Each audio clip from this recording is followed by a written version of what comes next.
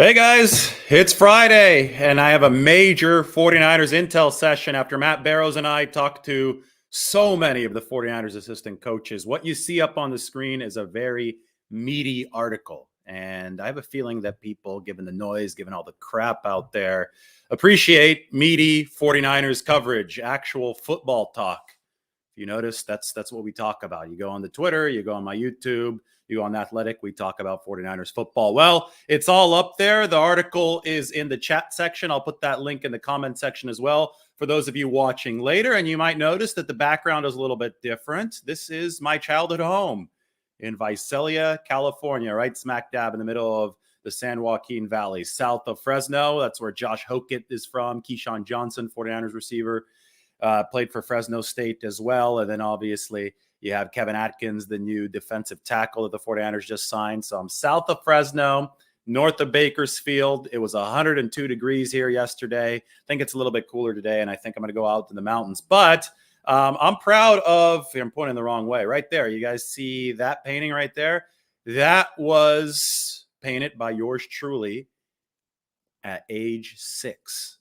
So I was a prodigy that drew the sun and a fire at age 6. What was that? Kindergarten, first grade, somewhere around there. 1994. I was born in 1998. No, I wasn't born in. That would have been maybe -4. I was born in 1988. I painted that sucker right up above me, right above the right shoulder in 1994. And you could do the math. That means I'm 34 years old now. I turned 34 on Cinco de Mayo. So anyway, welcome to the home that I grew up in. I'm back here visiting the parents and my grandma for Memorial Day weekend. Hope everybody has a great 3 days. I'll try to make some videos from the mountains. As you know, the content's going to keep on rolling. So go ahead and like and subscribe to the channel right now. If you are just coming in, all of the support is most definitely appreciated. And there's the article again. 49ers assistance on Aaron Banks' bulk, Brandon Ayuk's progress, Ty Davis Price's allure, and much more. This is a major 49ers intel session on Friday morning. So check out the chat section. The article is there. Remember, it's $1 a month for the Athletic, and it is well worth that very small cost. I mean, we haven't even raised the cost from $1 a month since inflation started taking off the way that it has taken off. So that tells you it's a good deal. That a buck doesn't usually get you very far, but in this case, it will get you away from all the 49ers clickbait and the noise and give you true meaty football content. So let's talk about it. I talked to Chris Foerster, one-on-one, 49ers offensive line coach. The big news there is Aaron Banks has reworked his 330 pounds. Remember, Aaron Banks was 338 at the Senior Bowl before the 49ers picked him last year.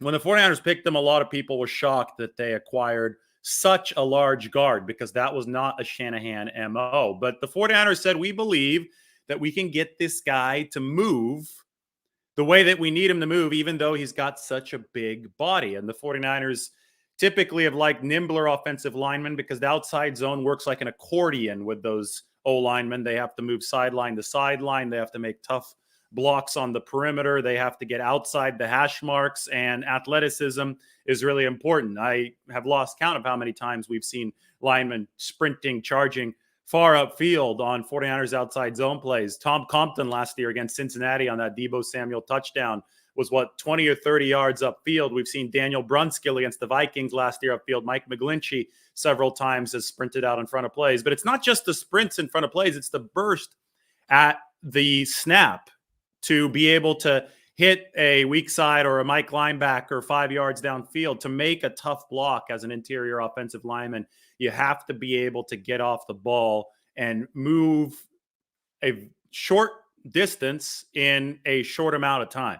And a lot of really bulky guys can't do that. So it's about long distance for the accordion outside zone and short burst for some of those pulling actions that happen right off the snap. And the worry was, well, Aaron Banks at 338 pounds, the Senior Bowl weight, is not going to be able to do that. Well, the 49ers believe that's wrong. Aaron Banks is still about 330 pounds. This is straight from Chris Foerster. I was talking to him on Wednesday.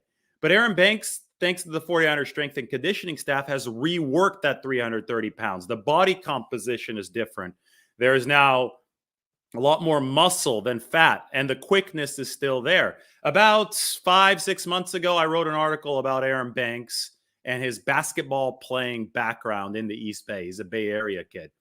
And he moved well on the basketball court for El Cerrito High School out there in the East Bay. He was, I mean, you put on the tape and he was a nimble big guy. He had feet. I mean, with that footwork, you could tell how he could be an effective outside lineman and not just the statue there in the middle of the field. And at Notre Dame, he was nimble enough to get it done at the college level. But for Shanahan and at the NFL level, it's a whole different beast. And the 49ers definitely want Aaron Banks to take over the left guard spot. That is a domino effect kind of takeover that needs to happen for this offensive line, because Laken Tomlinson is no longer with his football team. He signed for $13 million annually with the New York Jets, priced himself out of the 49ers range. But the plan all along was to draft Aaron Banks in 2021, give him some seasoning, and then plug him in for Laken Tomlinson at left guard. Now, last season, the 49ers, if they would have played Aaron Banks as a rookie, the opening would have been at right guard. You weren't going to displace Laken Tomlinson. But Chris Foerster tells me that Laken Tomlinson is way more comfortable at left guard than he is on the right side. He played his final 2 college seasons at left guard. It's a matter of footwork, and it's tough. It's like, I don't know if you guys have ever been to Europe, and more specifically the United Kingdom, where you drive on the wrong side of the road, but you have to relearn things a little bit, right? When the steering wheel's on the right side of the car and the passenger seat in North America. But if you're in England or if you're in Ireland, I had to make an emergency landing one time in Ireland. I'll tell you guys the story. This is a good one. So we're flying from Montreal to Prague. This is Air Transat, a sketchy Canadian discount airline that I had never heard of until I saw that they had a nice, good ticket from Montreal to Prague. What was most important to me was that it was a direct flight. Well, it's supposed to be, what, a 7-hour flight, right? And that 7-hour flight, about 4 or 5 hours in, all of a sudden, the captain comes on the PA system and he's like, hey, everybody, don't be alarmed, but we're going to be making an early landing, and there are going to be fire trucks meeting us at the runway. Didn't say why. He just said we have to make an early landing due to technical issues. And there are going to be fire trucks meeting us at the runway, so don't freak out. I'm not sure how people weren't supposed to freak out if there were fire trucks going to be waiting on the runway. So everybody was a little bit concerned. I was like, whatever, if it crashes, it crashes. It's one of those things. You have no control over it. So you just kind of have to live your life and let things play out as they will. So I'm sitting there looking out the window. Of course, we do land. And I'm like, where the hell are we? And it turns out that we landed, when you fly from North America to Europe, you're obviously going over the Atlantic Ocean. We landed at the very first airport past the ocean. And it's because we were leaking fuel over the Atlantic Ocean on this airline. I have to say it again, Air Transat. Don't fly these guys, because they fly old planes that leak fuel over the Atlantic Ocean. So I don't know how much fuel we had left, but basically we had to land at the very first airport past the ocean. And that happened to be an airport called Shanahan, Ireland. The town was named Shanahan in Ireland. That's the west side of Ireland. So we land at like 7 a.m. I'm like, where the hell am I? And I remember I had been in Dublin the year prior. And I'm sure you've seen the Cliffs of Moher. It's the spectacular cliffs on the west side of Ireland. It's, it's one of the natural wonders of the world, in my opinion. It's awesome. You probably have seen it in a picture. They filmed Star Wars, the new ones, where Luke Skywalker's, island of exile is. It's just they think it's Skellig Kelly or something like that. It's right off of the Cliffs of Moher. It's very near though. That's what the landscape looks like. So as soon as I looked at my phone and saw where we were, I'm like, oh, nice. I'm near the Cliffs of Moher. I've always wanted to go to Cliffs of Moher. When I was in Dublin, it was too far away. It was like 3 or 4 hours across the country. They tell us that we're so far out in the middle of nowhere that it's going to take like a day for the mechanics to fly out from London to service our plane, which was leaking fuel over the Atlantic Ocean. So they're going to put us up in a hotel, and I have a whole 24 hours to kill. This story has multiple facets to it, but I'm like, I'm going to the Cliffs of Moher since I'm so close. I'm not going to be like all these other people going straight to the hotel and, freaking out about our plane. I want to go see the Cliffs of Moher. We made the landing, I might as well make a positive out of a negative. So I go and I rent a car, but I have to rent a car and I'm driving on the wrong side of the road and I'm jet lagged. And I'll be honest, hopefully, and The first roundabout, when we're kind of, you're hitting that first roundabout in Ireland, and you're on the wrong side of the road, your steering wheel's on the right side, you're freaking out because your whole brain is wired to drive one way, right? And you like have to fight your instincts on that first roundabout. But what was amazing to me is that as soon as I made it past that first roundabout, my brain rewired itself. Right. So my brain rewired itself, and I all of a sudden was able to drive on the wrong side of the road or the right side of the road in Ireland, and everything was cool. And I drove through all these small towns, and I stopped in these small towns and talked to some of the locals, and I saw the clips of more. And it was basically the coolest, like, emergency plane landing ever. And the next day they fixed it. I made it to Prague.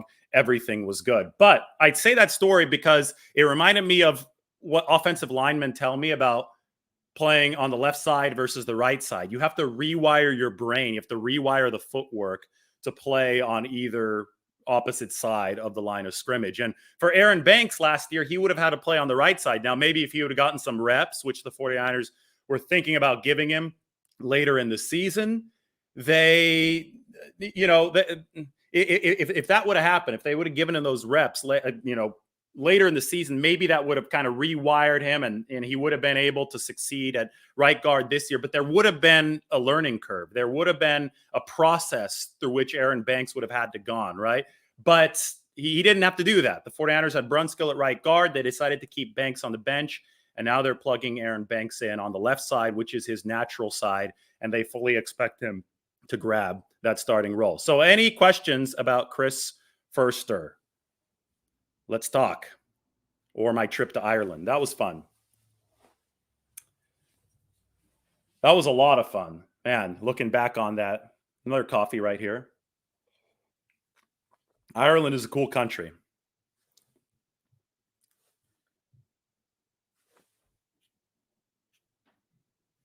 Development and increased usage of the 2021 draft class will be the biggest story of the 2022 season. Good or bad, it's going to be really interesting. Yes, and I think that starts with Aaron Banks, because Aaron Banks is he was the headliner, right? Beyond the first round in that 2021 draft. Everybody's talking about Trey Lance, but that's a whole separate issue. Obviously, Trey Lance is part of what Andrew is saying right here, because he's likely to take over the starting quarterback role. But you look at what you have to get out of the deeper rounds in the draft, and especially the high deeper rounds of the draft, right? The second round being the one that sticks out the most. Aaron Banks has to come through for the 49ers. This is part of the grand plan. They didn't have the cap space to pay Laken Tomlinson the $13 million, right? That wasn't how the 49ers architected this. They wanted to stay financially sustainable up front. And that meant that the second round pick, at some point, you have to get something out of him, especially at a position as critical as the offensive line, especially in the context of being ahead of your second-year quarterback in Trey Lance. All right, let's move on to more intel. Matt Barrows co-wrote this piece with me. So, by the way, $1 a month for The Athletic. If you're just coming in, go ahead and click on the link in the chat section or in the comment section if you're watching this later. Sign up for it. This is a meaty article full of content from our conversation with the 49ers assistant coaches. And one of the DB coaches, Corey Undlin, talked about Ambry Thomas's physical strength. This was an issue that we talked about last year. Ambry Thomas had come out of college at Michigan, and he was a little weaker physically. First of all, he'd lost a ton of weight due to colitis before his final college season. He put some of that weight back on before the NFL, but still, this is a problem that happens even if guys don't have colitis coming out of college and then going into the NFL. It's just a matter of the next level physically. It's not easy to be strong enough to compete against the men of the NFL level. And normally it takes a full year in an NFL strength and conditioning program to get up to speed. And the 49ers say that Ambry Thomas is much stronger now than he was the year before, as you would hope. And I would keep an eye out on Ambry, because I think that, the 49ers future, the cornerback position, They just signed Charvarius Ward to a long-term deal. He's on one side, but Emmanuel Mosley's only under contract here for one more season in 2022. So the 49ers have it, I think, the way they envision it. Plan A right now would be Charvarius Ward on one side and Ambry Thomas on the other. And for that, you need more bulk for that young cornerback. And it looks like he has put some of it on. We'll try to get a video of Ambry at practice here in OTAs as they progress. Brian Griese, I talked to him a bit, the 49ers' new quarterbacks coach. Guess who brought Brian Griese to the 49ers? It was Mike Shanahan. Yes, Mike Shanahan started the whole domino effect of getting Brian Griese to the 49ers. Good stuff for, those of us who like all these coaching trees and coaching connections, and the fact that Mike Shanahan, a multiple-time Super Bowl winner, is in his son's ear and Kyle Shanahan's ear. We know Mike Shanahan hangs out a lot at the 49ers facility. Well, he drafted Brian Griese back in 1998. Griese backed up John Elway for a year. John Elway then retired, and Griese took over Denver's starting quarterback's job under Mike Shanahan. And Brian Griese had just a lot of good stuff to say about how his experience under a coach who was also a play caller, Mike Shanahan, and then a coach who was also a play caller in John Gruden, has given him the ability and the knowledge of where he fits as the quarterback's coach in the system of another coach, another head coach that is also a play caller in Kyle Shanahan. So Griese under Mike Shanahan as a player and under John Gruden as a player has allowed him to know his role as a coach now under Kyle Shanahan, and he's working with Trey Lance. Now, Mike Shanahan's the guy that got this all rolling. Read the article to find out a little bit more about how that first meeting went. But safe to say that Mike Shanahan is still having a positive impact on the 49ers long after his first very positive impact with the 49ers as their offensive coordinator from 92 to 94 when Steve Young won that Super Bowl at the end of the 1994 season. We also talked to Anthony Lynn. This was from Matt Barrows, so be sure to check that out. Anthony Lynn, former head coach, has long been known as a power running mastermind schematically, and the 49ers have definitely bulked up in size in that running back room.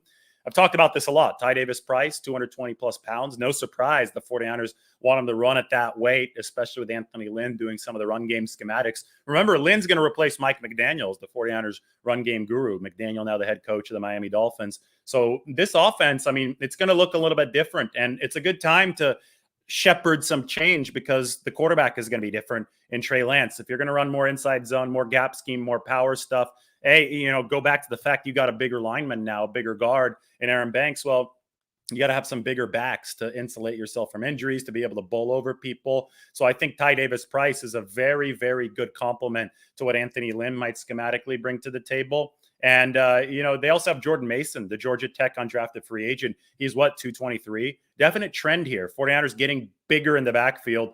It wasn't that long ago that, 195-pound Matt Breida was the size of a 49ers running back. Now you're going at least 210, unless you're JaMychal Hasty, but other guys like Elijah Mitchell, 210, Jeff Wilson, 210 plus. And then you're going up to about 223, 224. So it's really interesting. As defenses are getting smaller, 49ers trying to get bigger at running back.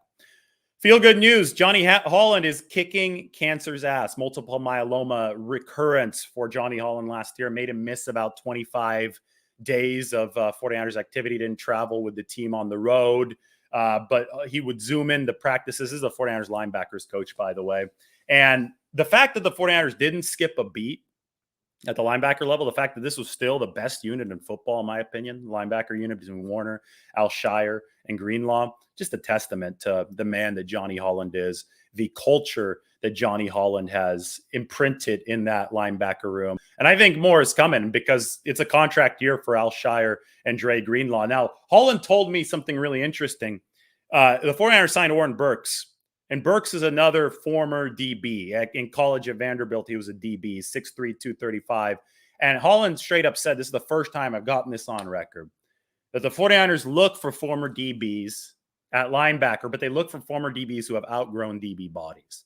Oren Burks at 6'3", 235 is a great example. Fred Warner, who played a DB-like position at BYU, is another great example. He's obviously outgrown the DB body. Warner's 6'4". I mean, the guy, he's huge. He plays like a DB speed-wise, but he hits like a linebacker.